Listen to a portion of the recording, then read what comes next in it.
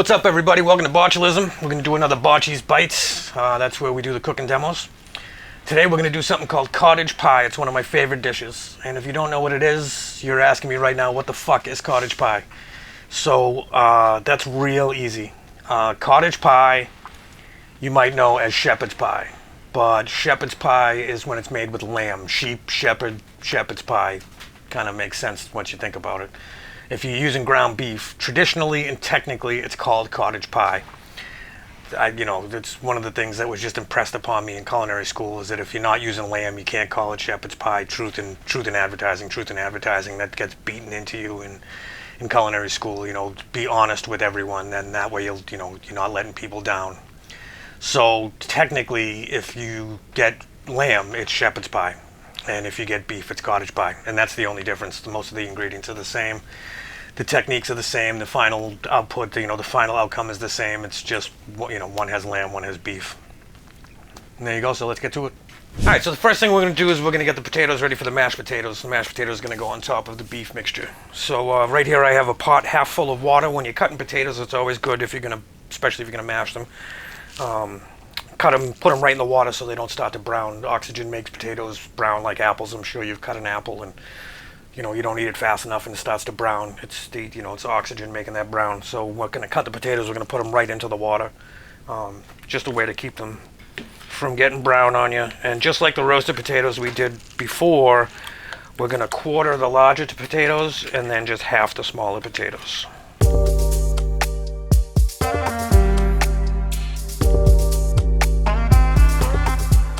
All right, so you'll notice I'm not peeling them. With the smaller potatoes like this, it's okay to leave the peel on. I don't mind a little bit of skin in the mash.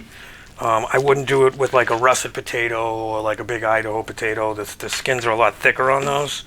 Anything like a baking potato, the skin's really thick, which is what makes baked potatoes and potato skin so good.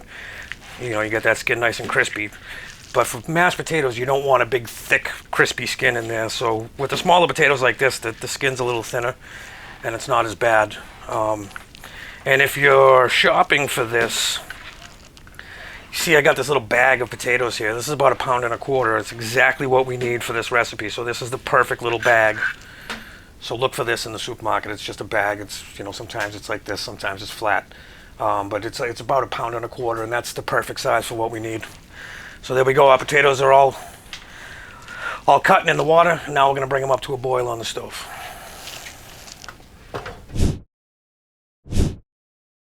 Okay, so now we're going to brown the beef.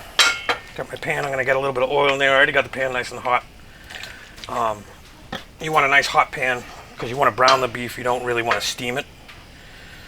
So when you're looking for ground beef for shepherd's pie, cottage pie, you want to get a good fat content. Don't get the 93.7, get the 80-20. You want a lot of fat. Fat is flavor.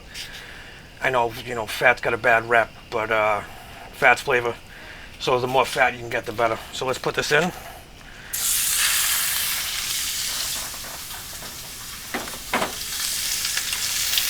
break it up.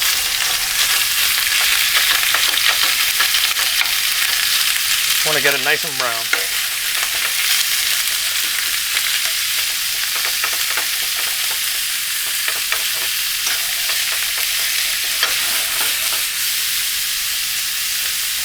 Let that sit for a minute.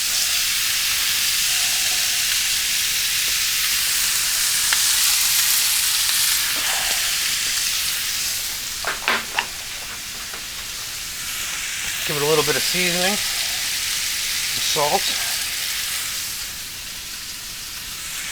This is pepper. Season the meat first. We're going to season every step. We want lots of flavor, so we season every step. Okay. Mix in all that seasoning.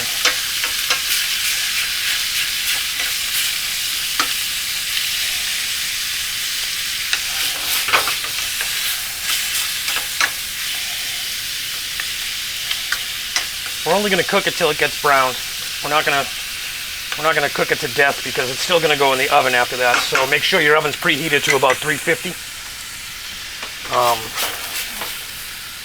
Once this is browned, it's going to go in and we're going to take it out. We're going to finish the rest of the ingredients in this pan. Then we're going to transfer it to a casserole dish, and we're going to top it with the mashed potatoes. So you don't want to overcook this too much.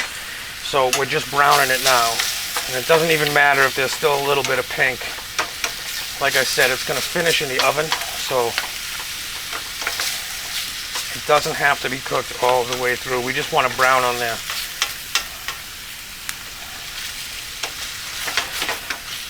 All right, that's good. That's about where we want it. So I have a bowl and a slotted spoon. You can see the holes in the spoon. That's to get so you're not getting all that fat. That fat we're going to use for the onions and the mushrooms. So we're going to turn the heat down because we don't want to brown the mushrooms. I mean the onions and the mushrooms. We're gonna sweat them. You sweat over a low heat with a good fat source, because we don't want them to brown. We don't want to add like a charred flavor to it. We want to keep them as natural as possible, so we're just going to sweat the onions. So I turned it down. I had it about medium high, so I have it down to just under medium. Get as much out of there as you can. Get as much of that beef out. Perfect. So now I'm going to add 1 onion diced. Make sure we get it all in there. We're going to let that cook.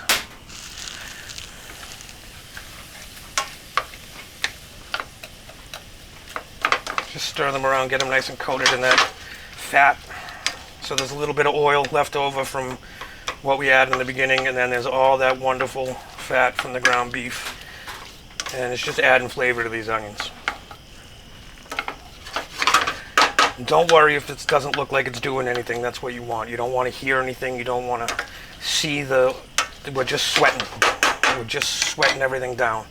So you want low heat, because you don't want to brown the onion at all. You want to just have it release all its liquids and get that onion flavor in there.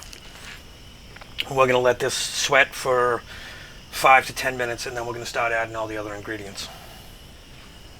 Okay, so the onions are sweat. They're nice and soft. We don't want them too soft. So we're going to add about a cup of sliced mushrooms. Now, mushrooms aren't traditionally in this dish. I just like to put mushrooms in everything. It brings it that umami flavor that I just absolutely love. So if you don't like mushrooms, you don't have to put them in there. I put them in almost everything I cook. So we've got the mushrooms in there. We're going to add about a teaspoon of red pepper flake. We'll let that mix in. We're going to add 2 diced carrots. Nice small dice on them. And then we're going to get that nice and stirred. We're going to add 2 tablespoons of butter. And we're going to season it again.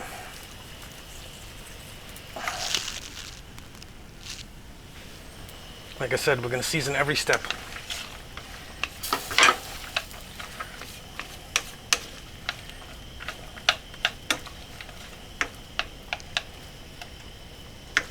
We're going to let that butter melt, and we're going to keep stirring. Just get stirred every couple of minutes. It's low enough that it's not going to stick, but you want to incorporate everything together evenly. The salt, the pepper, all that. We're going to add some garlic in a minute and some seasonings, and good to go. Okay, so we strained our potatoes. So into that same pan, we're going to put 3 tablespoons of butter. Then we're going to put the potatoes back in. We're going to add 2/3 of a cup of milk. It might seem like they're going to be really wet, but we kind of we're going to bake them afterwards, so we want them to be a little bit wet. Salt. Plenty of pepper. And then we're just going to mash them with a standard masher. Again, it's going to look wet, but it's okay, because we're going to put them in the oven, and they're the topping on this whole casserole, so they're going to dry out. So you don't want them to be too dry when they're done. So you want it a little bit wet when you top. Get them nice and mashed. You want them nice and smooth. I mean, they're not going to be completely smooth because we left those skins on. But like I said, gives a little extra flavor when you leave those skins on.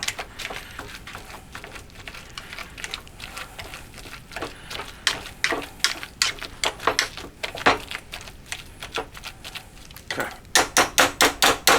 Here we go, nice and mashed.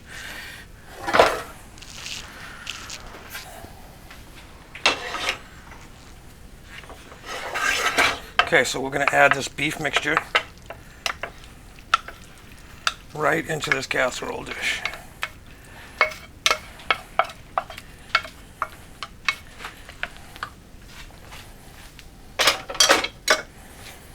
Going to even that out.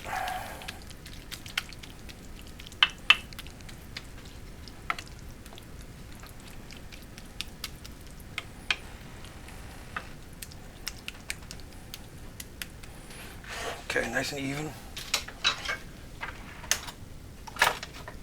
Now we're going to take these mashed potatoes a little bit at a time and spread them over the top of the beef mixture.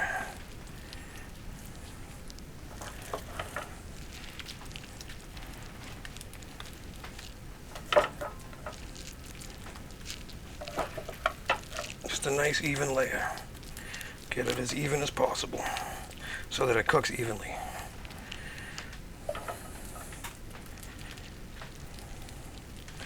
And you don't have to cover the sides if you don't want. It's going to bubble up no matter what. So once it gets in the oven, all these exposed sides are going to bubble. So it's alright if you leave a little room on the side. Alright, then it's going to go in the oven for 35 minutes.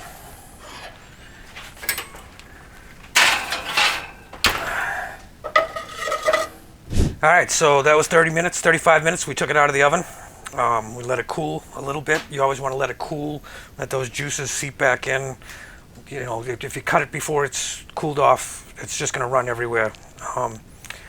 So it's been cooling for about 10 minutes.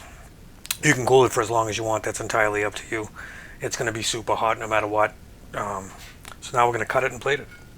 So to plate it, you just cut a corner.